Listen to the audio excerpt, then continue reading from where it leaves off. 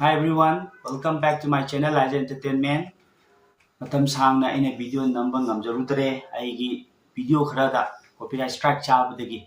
Ngasi se tonga entertainment channel nina ai matam sang lawjaroige ngasi se phone ama khak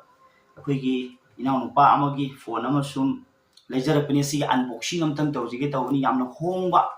amasung yamna quality leiba adugumba phone amani sum ichamjam hongna suma yamna pambiragadi asi sum leibi yagani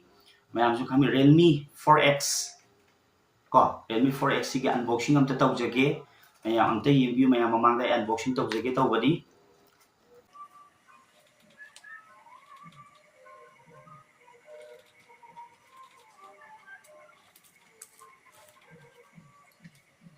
mayam su channel asibu hena sobat view hena mateng pang view hena sakut pada amasung hena grow tawbada mateng pang view hajaningi ai subscriber kudimakta ai 4X ko Realme 4X 5G ne my features ingai pathok charake hana unboxing tawraga mayam ingbining bado adu amtang ai charake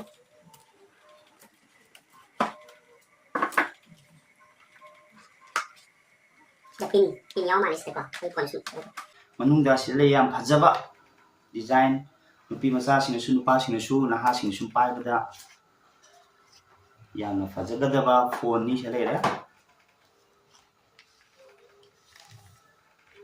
Wow, yang fajai ko maning mamam ti yengbiu selere my feature yang fajai mamai su ko aduga manungda kai ki yawi yengse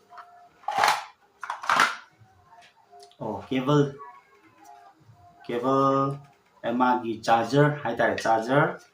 then charger cable ni se ani su yaure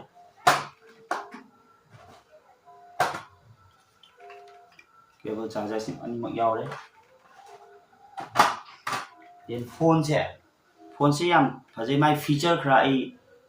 ujarake feature se sida mayam uramani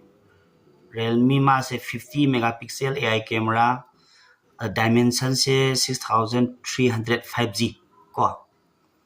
then magi battery capacity se 6000 ne battery su khang do mali aduga magi RAM-ROM sina mayam su uramani sida yengbiyo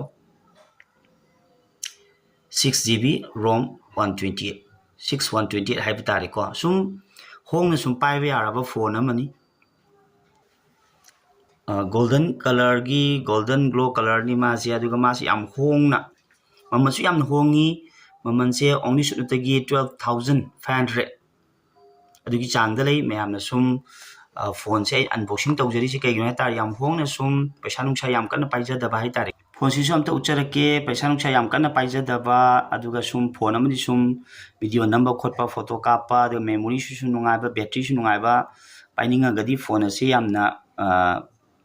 paibada yamna sum matik chai hai tare yengbiyo yam fajabi mong sisu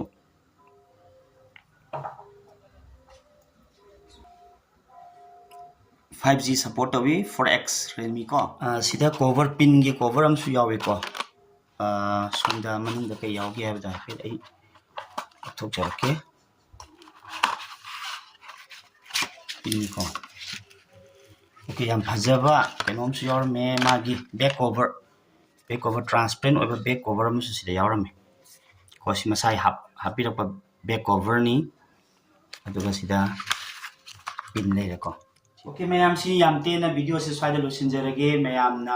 tongan ba ai mathang manaw na film explanation su ai tawjarake mayam na pamba kari pambige habdo hojiki endi metric parikha ga ji continue tawri bane am sector ki parikha sing oi bane kitang chinje adu lora kanda ai na mayam gi apam baning ba thungan ba ngamba oi ge mayam na pambiri ba video khudimang ai gi comment box ta thambiramu hai wa pham je thamjaraga mata tensi jarage mayam yai fare